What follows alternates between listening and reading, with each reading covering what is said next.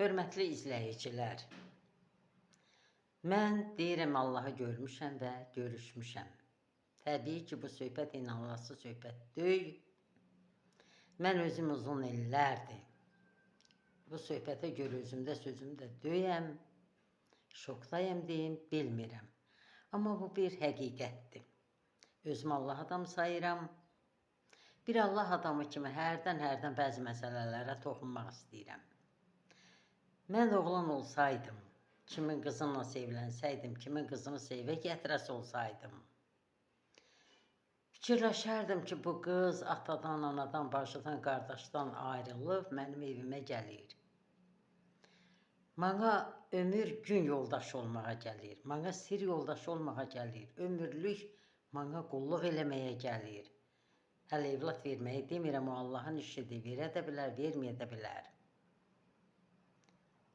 Mənim az yaşım yoxdur, 70'i keçib yaşım.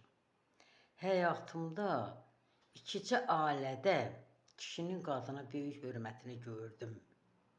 Qabağına bir stəkan çay da qoyanda ona sağ ol dediyini gördüm. Amma sizlər nə edirsiniz? Uzunçuluq eləmək istəmirəm. Qadınınızla nə tər dolanırsınız, yaxşı bilirsiniz. Demək istəyirəm ki, sizə qalan həyat yoldaşınız olacaq. Onunla gözəl davranın. Mənim bugünkü söhbətim bu qədər. Sağ olun.